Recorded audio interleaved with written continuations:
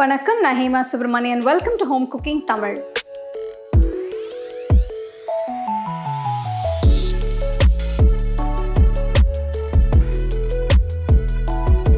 ஒரு ஈஸியான குயிக்காக செய்யக்கூடிய ஒரு ஸ்நாக் மசாலா வேர்க்கடலை. இது எப்படி செய்யறதுன்னு பார்க்கலாம். மசாலா வேர்க்கடலை செய்யறதுக்கு 250 கிராம் வேர்க்கடலை ஒரு பவுலில் எடுத்து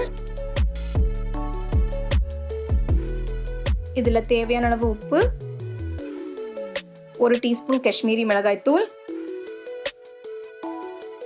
chat masala 1 teaspoon, black salt 1 teaspoon, 1 teaspoon இஞ்சி பூண்டு பேஸ்ட், 2 டேபிள் ஸ்பூன் தண்ணி,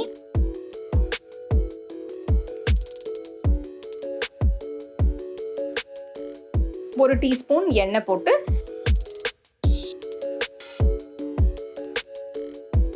வேர்க்கடலை நல்லா மிக்ஸ் பண்ணிட்டு ஒரு 10 நிமிஷம் எடுத்து வச்சிருங்க.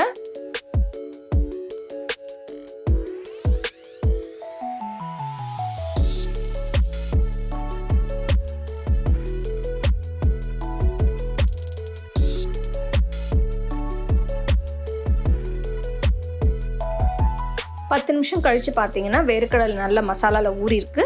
இப்போ இதில் 2 டீஸ்பூன் கார்ன்ஃப்ளவர், 1 டேபிள் ஸ்பூன் கடலை மாவு, 1 டீஸ்பூன் அரிசி மாவு இதெல்லாம் போட்ட பிறகு நல்லா மிக்ஸ் பண்ணணும்.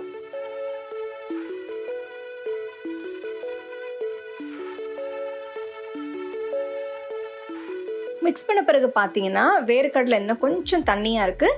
இப்போ இதில் இன்னும் கொஞ்சம் கடலை மாவு சேர்த்து நல்லா பெரட்டி விட்டு இன்னும் ஒரு 10 நிமிஷம் இதை ஊற வைக்கணும்.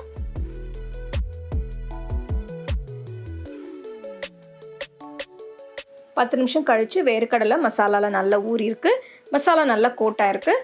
இப்போ ஒரு பேனில் தேவையான அளவு எண்ணெயை ஊற்றி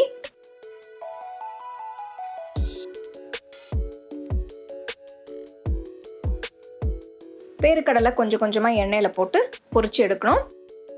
ஃப்ளேம் மீடியமில் வச்சு வேர்க்கடலையை பொரிக்கணும். வேர்க்கடலை நல்ல பொன்னிறமான வரைக்கும் வறுத்து எண்ணெயிலேருந்து எடுத்து கொஞ்சம் ஆற விட்டு சர்வ் பண்ணுங்கள்.